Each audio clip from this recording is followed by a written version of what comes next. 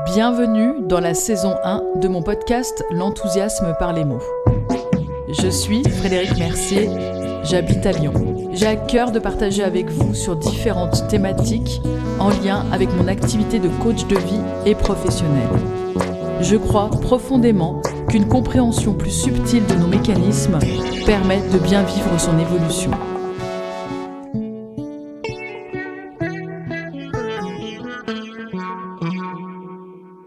Bonjour à tous. Le sujet que nous allons évoquer ensemble est la pensée positive.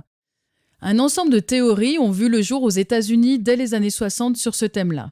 Je trouve intéressant d'en parler et de clarifier ce sujet.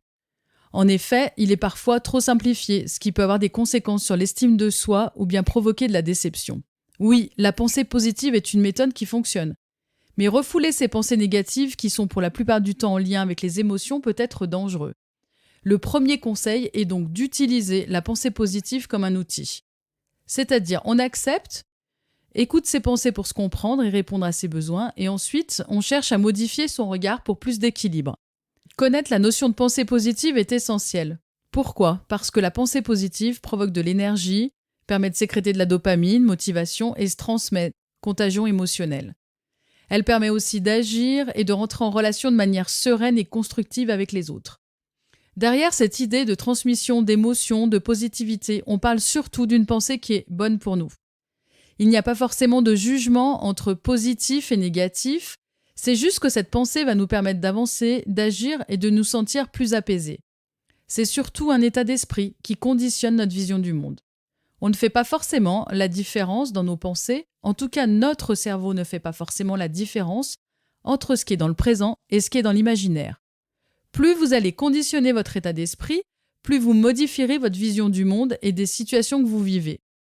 Ce n'est pas aussi évident que ça, et toutes nos pensées ne peuvent être contrôlées. En tout cas, il est intéressant de chercher à développer et augmenter ces pensées positives afin de choisir plutôt que de subir. La pensée positive s'apprend et se développe. On ne parle pas là d'une vision bisounours ou irréaliste, on reste réaliste. Par contre, on décide de la façon de vivre les événements. Il y a 4 grands principes qui viennent d'Émile Coué, un psychologue et pharmacien français, auteur d'une méthode de guérison et de développement personnel, la méthode Coué, fondée sur l'autosuggestion. Cette méthode est aussi une des bases de la formation, du coaching et de tout ce qui est en lien avec la motivation et le développement personnel. Le premier principe, une pensée bonne ou mauvaise que nous avons en tête, est pour nous la réalité et a tendance à se réaliser.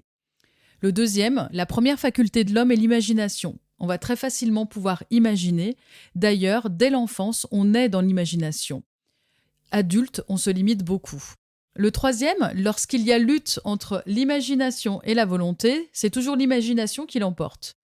Le quatrième, c'est que lorsque l'imagination et la volonté sont en accord, on imagine, on y croit, on met tout en place, ils ne font que s'ajouter et se multiplier. On peut dire alors que l'imagination peut être conduite. Donc il est important dans cette pensée positive d'imaginer la situation pour qu'elle devienne une réalité.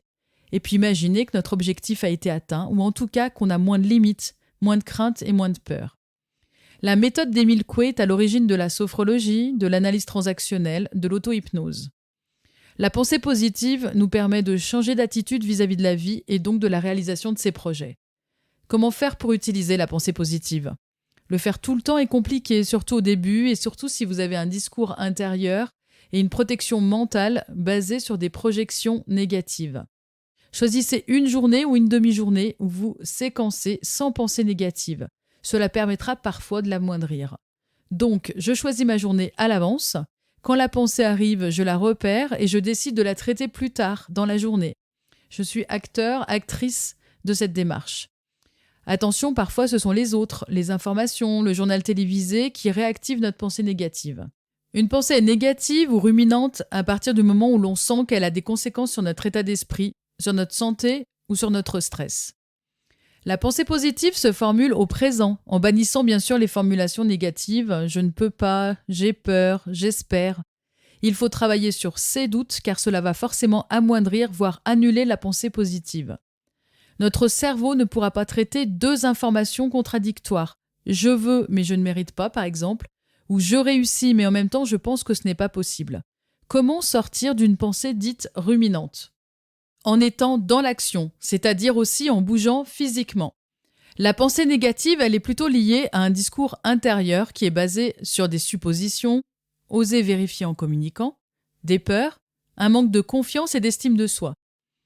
Elle peut être la conséquence d'une blessure liée à des échecs passés, une humiliation, un héritage personnel. Certaines familles, par leur histoire personnelle, par leurs peurs, leurs doutes, vont avoir plus l'habitude d'avoir des pensées négatives, ou bien aussi pour éviter d'être déçus. Je voudrais vous citer 2 personnes. Carl Otto Schmitt, qui est aussi un des pères de la pensée positive, qui dit « Ce ne sont pas les choses extérieures et les circonstances qu'il faut changer en premier lieu, mais ton attitude intérieure.